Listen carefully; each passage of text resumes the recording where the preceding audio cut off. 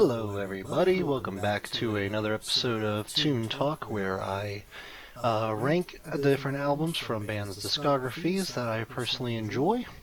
Today I'm going to be doing a tier list on Talking Heads, the famous post-punk band from the 1970s, 1980s, and early 90s. I would say they're probably the most essential post-punk band to ever exist, with their just incredible collage of pop sound and Afrobeat sound.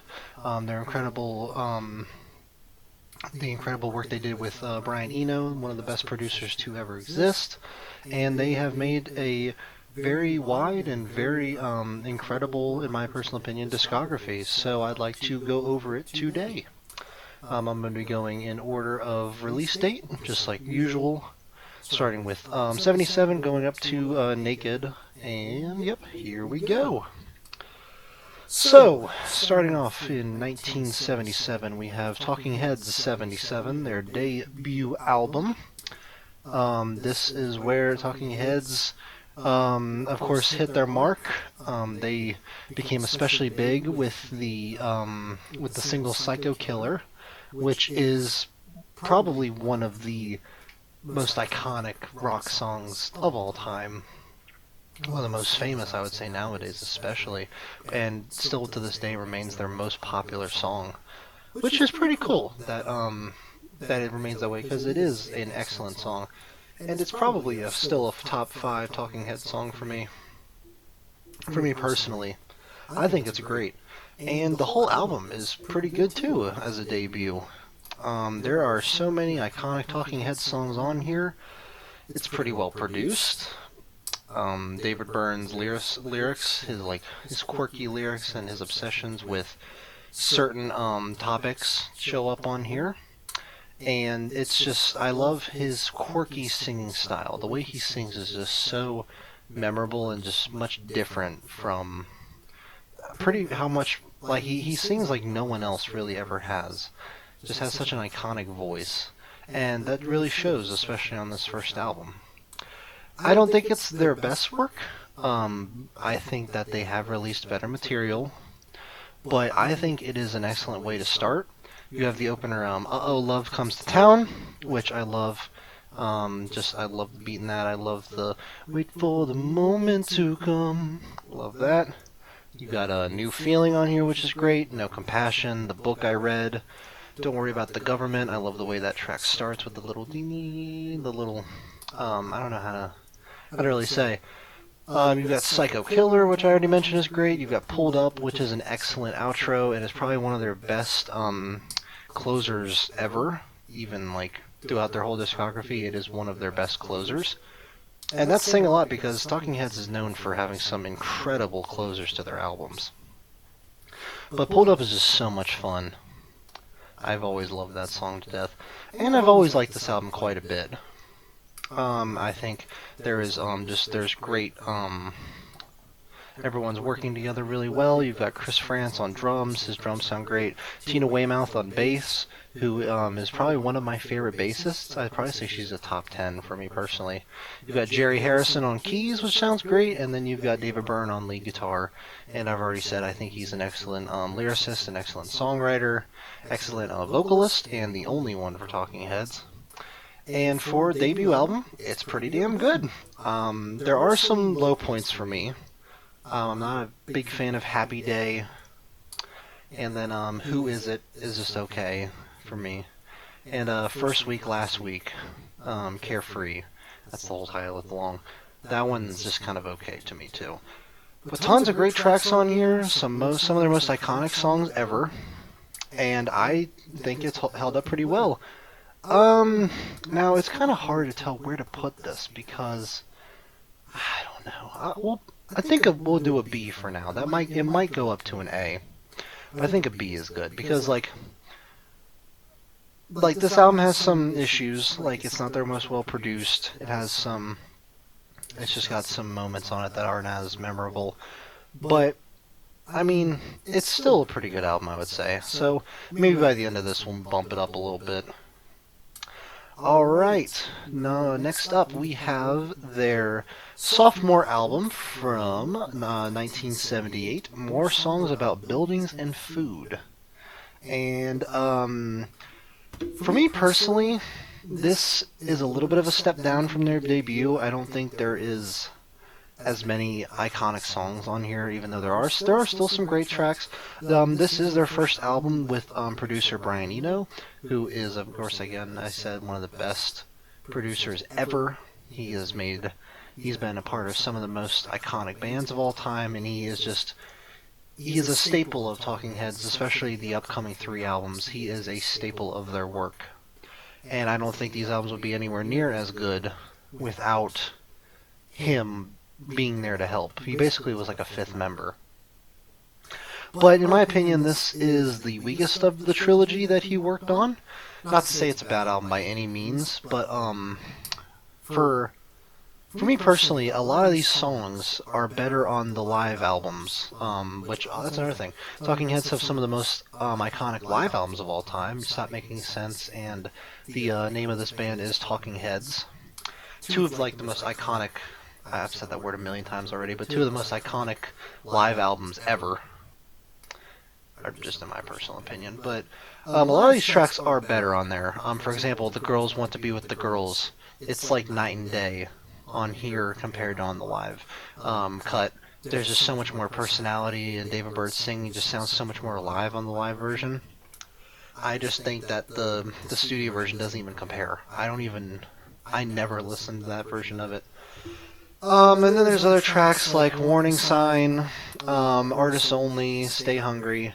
Just a couple on here that I'm not too big of a fan of. Almost half of the record, there's just a few that I'm not too big on. But doesn't mean there's not good tracks. Thank You for Sending Me an Angel. The opener is pretty damn good. Excuse me. There's With Our Love. There's Found a Job, which is a early Talking Heads favorite of mine. You've got I'm Not in Love, which is pretty good. You've got The Big Country, pretty good outro. But then you also have Take Me to the River, which is the only reason this album really went big is because it's like the only big song off of it, and it's just a cover. But it's a really good cover, and I love the Take Me to the River. I like it's way more groovy and way slower than the original, and I like that about it. I think this version is superior. And just like Psycho Killer on the original, on 77, it's really like the track that is like holding the rest of the album on its shoulders. Not to say that there's not some other good contenders for good songs. I just don't think it is as good, personally. But yeah, I mean, it's still a pretty good sophomore album. There's a bunch of pretty good tracks on here. It's just like, it's kind of like a mixed bag for me, and I think for it being a mixed bag, it'll probably land bottom of B tier for me personally. One thing I do want to touch on, I am going to be talking about the Talking Heads album covers in this as well, because I want to start focusing on that as well, because I'm a big album cover nuthead. I love album covers. I'm obsessed with them. I love seeing unique ones. And Talking Heads, it's weird, because they have some amazing covers, and then they have some really, really boring covers. Like it's like a mix of both, which is a case with a couple of my favorite bands. Queens of the Stone Age is one. They have some awesome covers, and they have some just really boring ones, or just some ones that don't look that great. But yeah, I mean, it has nothing to do with the quality of the record, but it's just something to think about. Talking Heads 77, in my opinion, has the worst cover. It's just so boring, and just the colors do not collide good at all, in my opinion. But the More Songs cover is pretty good. I think it's really neat. And I'll be talking more about the rest of the covers as we go along. So let's go ahead and move on to, I believe, 1979. Yep, 1979's Fear of Music. This is the second album they recorded with Brian Eno. And I love this album. I think this is a big step up from their previous works. I think it's kind of a concept album in a way, because it's like, it's hard to explain, but the themes of the album are all very similar. It's talking about multiple different like one topic, like stuff that people are afraid of and like parts of modern society and stuff. So it's kind of a concept record, but it's kind of not. But damn, there are so many good tracks on here. So many good ones. I Zimbra, the opener, which began to have like that Afrobeat sound. Not that their other albums didn't, but this is like where it really started to pick up. Is excellent opener. You have Mind, which I love. You have Cities, which is great. Life During Wartime, which will get stuck in your head for days. That doo-doo-doo-doo, doo-doo-doo-doo-doo, that'll get stuck in your head. And then the hook or the chorus saying, "This ain't no party, this ain't no disco." That'll be stuck in your head all day. And then Memories Can't Wait has some excellent lyrics from David Byrne. Some of my favorite lyrics he ever wrote. Just so intriguing and so gripping. I really love it. And the rest of the song is great too. I especially love the just the synths and the keys on there. I think Jerry Harrison, especially on this track, did a great job. Air, excellent. You've got Heaven, which is one of my favorite slower Talking Heads songs. You've got Animals, is pretty good. And then Drugs, which is a phenomenal closer yet again. The only two on here that I'm not as big on are Paper and Electric Guitar. Paper is just kind of cliche to me, and Electric Guitar just doesn't really do anything for me personally.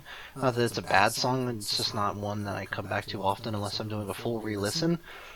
But there are so many good songs on here, and even though it doesn't have like as big of a heavy hitter as Psycho Killer, I think just having I Zimbra and Cities and Life During Wartime and Memories Can't Wait in Heaven, like just that alone, carries this album hard.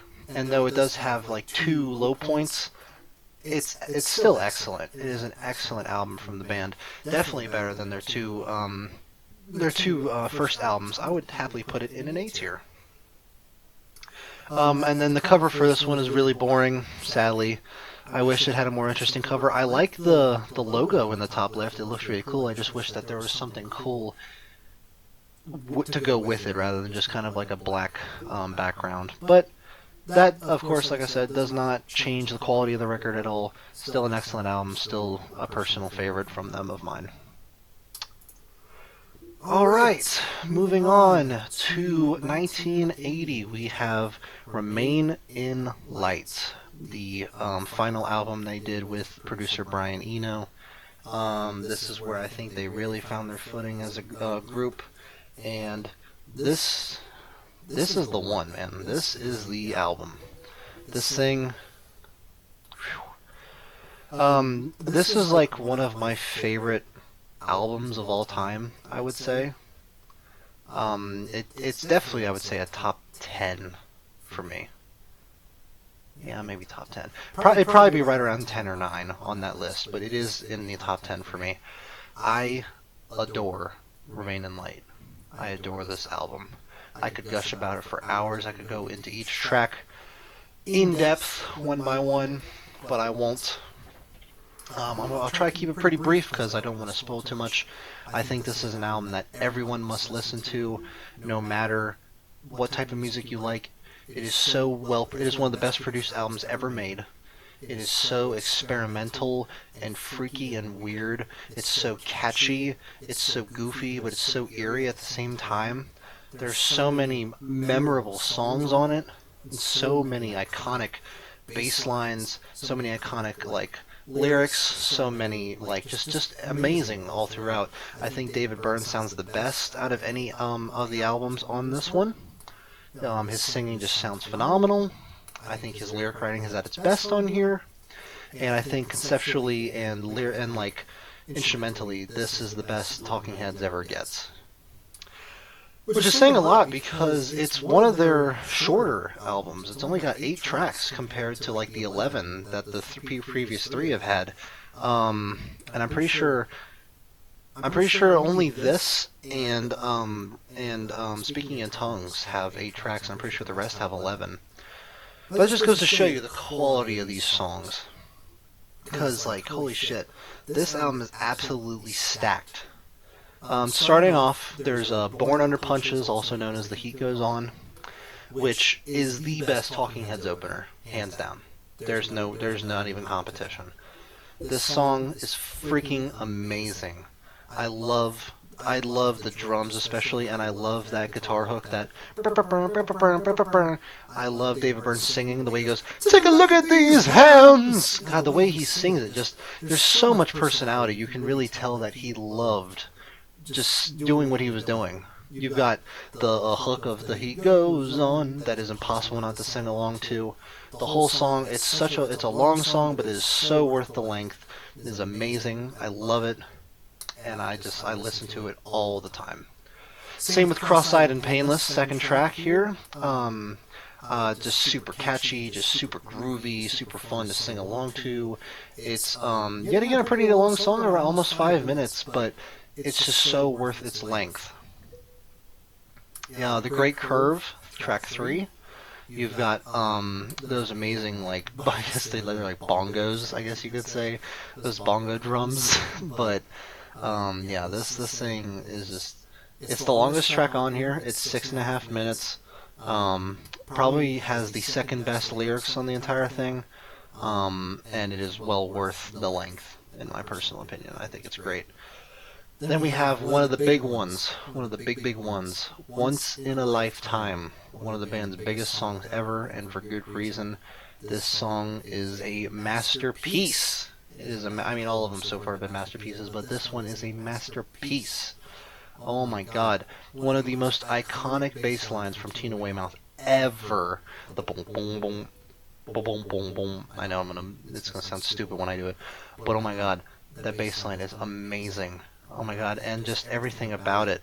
I love the lyrics. I love just how out there it is. I love the music video for it, of David Byrne just running around in a void and doing these weird ass dances. It's so out there. I love it. And just the chorus is one of the best the band has ever written. "The letting the days go by, let the water hold me down." But no, of course no one's going to sing it like him, but it's just so fun to sing along to. It's probably, I would say all these tracks are probably in their top 20, besides from maybe one or two. But like, "Once in a Lifetime" is like a top 5, 100%, maybe even top 3. And I know, like, it's one of their most popular songs, but really, it is just such a fun song. I cannot praise it enough. And that's only half the record. I do think the second half is not as strong as the first half, but that's not saying anything, because it's still so good. You've got "Houses in Motion." I love the guitar on there. Love that. And I love the contrast from David Byrne kind of singing like mellowly in the verses, and then in the chorus he's like, "I'm a bit of," he starts singing a lot louder. I really love the contrast there. "Seen and Not Seen" is the only one that I don't listen to unless I'm listening to a full re-through or re-listen, but still a damn good song, still in the top 30 of their songs, I would say. You've got "Listening Wind," which I think is quite underrated. I love how the song opens with I love that. I like the lyrics especially because it's talking about like colonialization and like following foreigners taking over Indian territory, stuff like that. Really interesting and really thought-provoking. And then the closer, "The Overload," which I actually think is also quite underrated because I've seen quite a few Talking Heads ranked videos, and these two rank really low for some reason. I've never understood why, because I think that they're great. "The Overload," it's so eerie, and it's just so like, it's so atmospheric. I've heard people say that doesn't amount to anything, but I think that's kind of the, excuse me, but I think that's kind of the point, because like I think the point of it is just to be an eerie little way to end the album, and it's so well produced. I really don't know how you couldn't like be engrossed listening to it. But I mean, everyone's different, so you never know. But for me personally, I think it's an excellent closer. It's not my favorite closer, but it's close. It's probably like the second best. Maybe third. I don't know.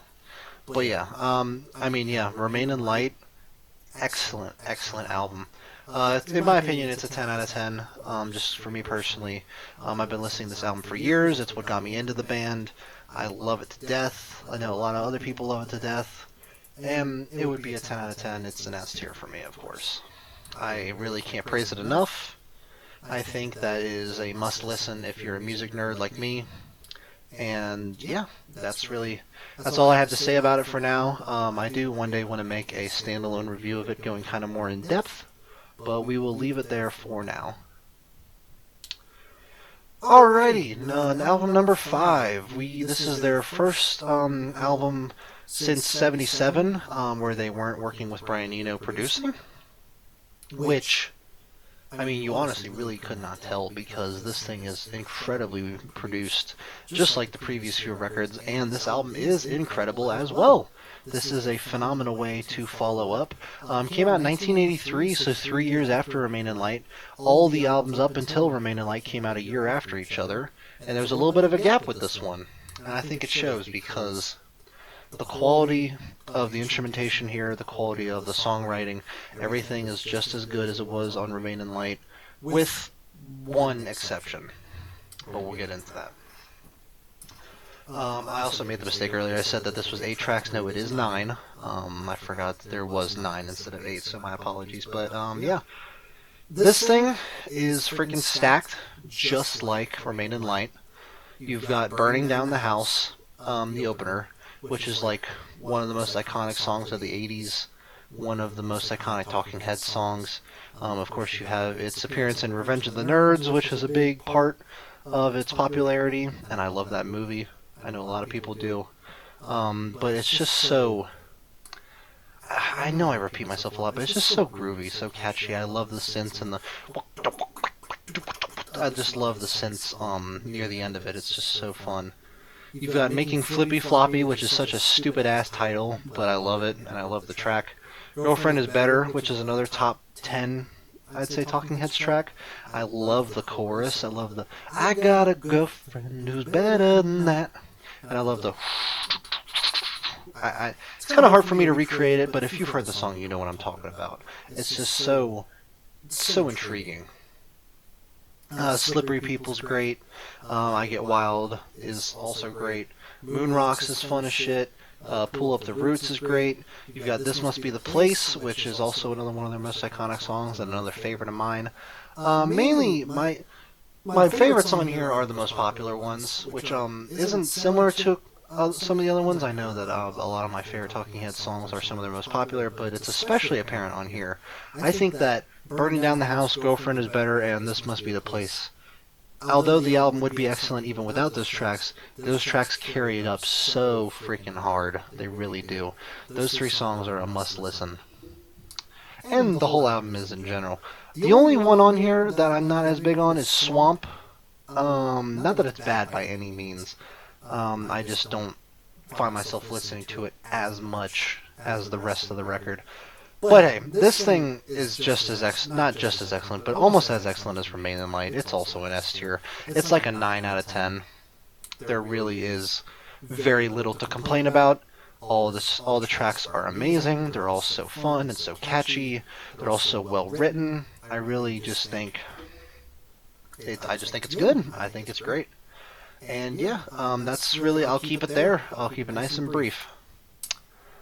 Alright, next up, from 1985, 2-year gap for this one, we have Little Creatures.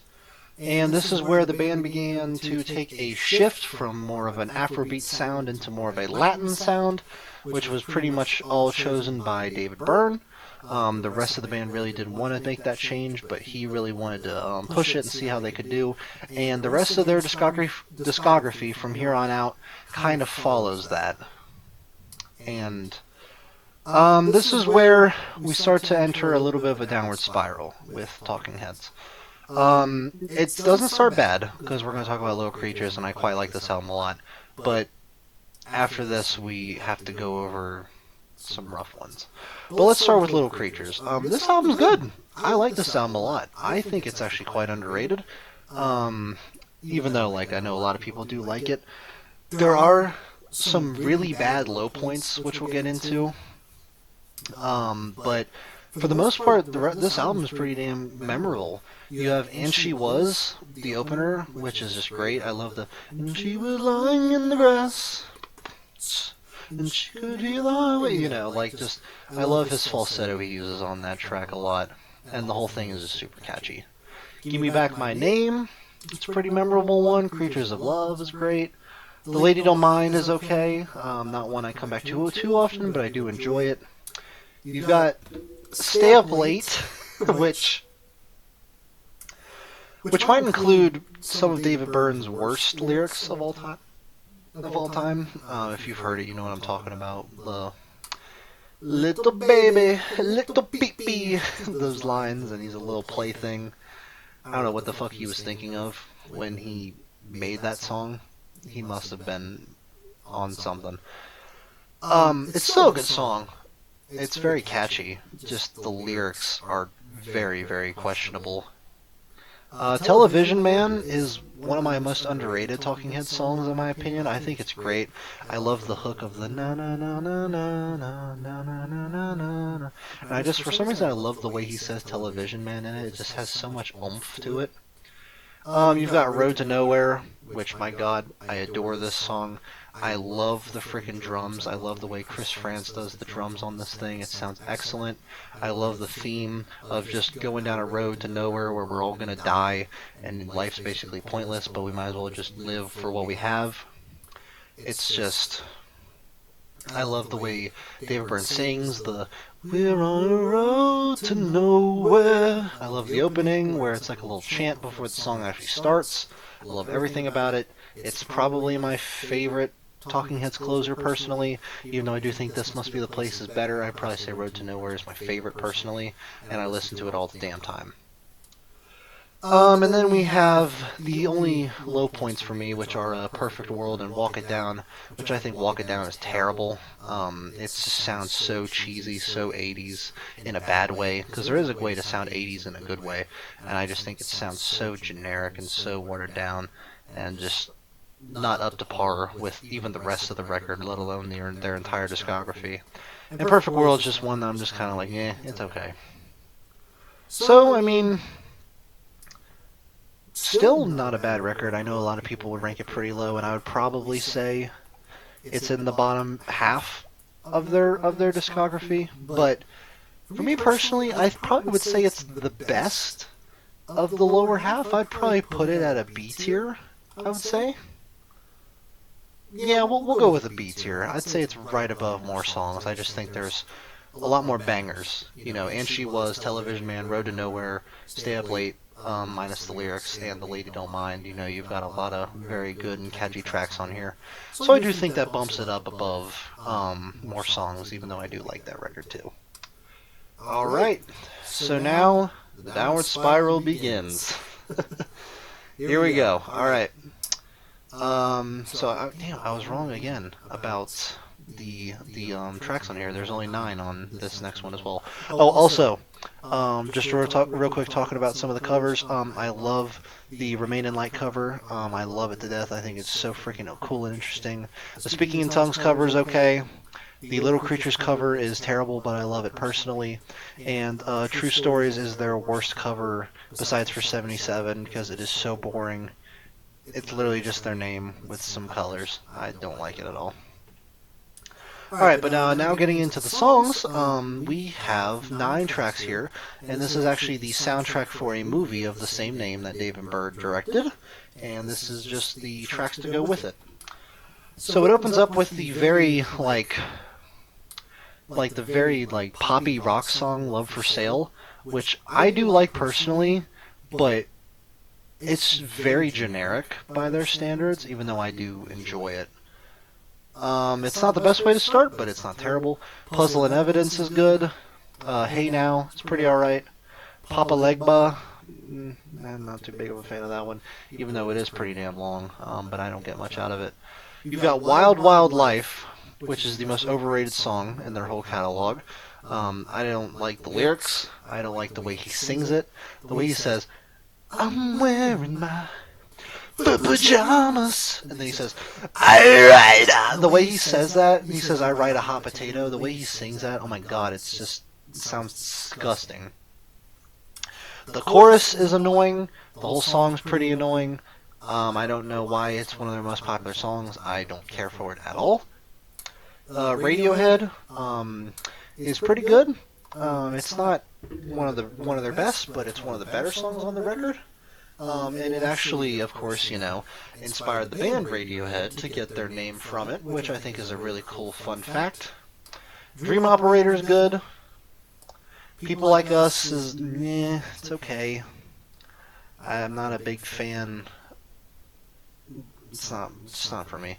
And then City of Dreams is a decent closer, not one of their best. I really don't have a lot to say about this album because it really is not very memorable. I think that some of their weakest tracks are on here. I think it has one of their weaker closers. It has one of their weaker openers. It's just really, by their standards, being ahead of the game and just having all these amazing sounds, stuff like this just isn't going to cut it. And while there are some good tracks on here that I do like to listen to, it's pretty generic by their standards, and I would probably have to put it at a C tier. Not terrible, not bad, but just not up to what their standards are. Alright, final album here, we have Naked, their 1988 album. The final one they did before breaking up, which is a shame. I wish we could have gotten at least 2 more albums out of them before they split up. But it is what it is. I mean, they did already give us a pretty good discography here. But let's go ahead and review the album. Starting off with the cover, actually. The cover is super tacky. Looks like crap. I don't like it at all. I think it looks dumb. So yeah, in total, Talking Heads don't have the best covers. I like the More Songs cover, I like the Remain in Light cover, I like the Speaking in Tongues cover, and that's about it.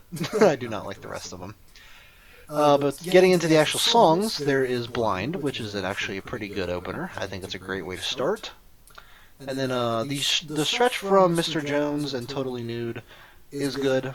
Ruby Deer, don't like. Nothing But Flowers, excellent song. I love that track quite a bit. I think it is one of their best songs, I'd say. Probably top 15, maybe. Same with the Democratic Circus. I quite like that track a lot. The Facts of Life, and then, actually, this is where we're going to get into it. So, the Democratic Circus, for me, is where the good of the album ends. It's where, that's the end of the good stuff. Alright? From track 7 to track 11 is just not it. Just not it. You've got The Facts of Life, which is long for no reason. I don't think it needs to be the length that it is. There is Mommy, Daddy, You and I, which, I mean, if you didn't already get from the name, is just a really cheesy and just bleh song. Not a fan. Big Daddy, another great one. I don't know why there's 2 Daddy tracks in a row, but oh well. Big Daddy, not a fan at all. Bill, really boring. And Cool Water, which is probably their weakest closer. Yeah, it's their weakest closer. Yeah, this thing drops off hard in the second half. But I will say, I do like the first half. I think the first 6 tracks are all pretty good.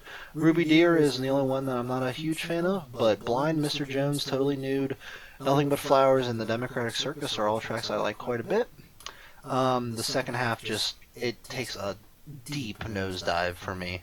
I basically never listen to the second half unless I'm doing a full album listen.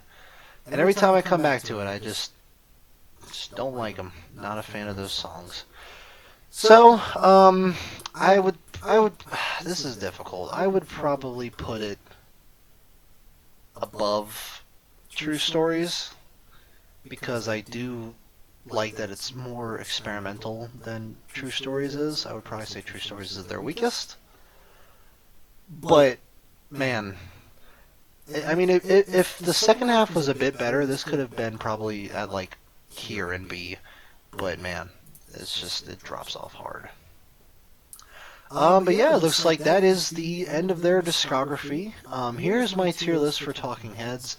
One of my personal favorite bands. I know that it looks like they have a lot of mid material, but that's not true at all. Everything from B up is something that is worth listening to.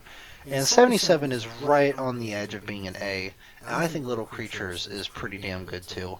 Basically, just listen to all of these. All of these are well worth your time, have great songs on them, some of the most iconic post-punk songs, excellent lyrics, excellent drumming, excellent keys, excellent bass, just excellent everything.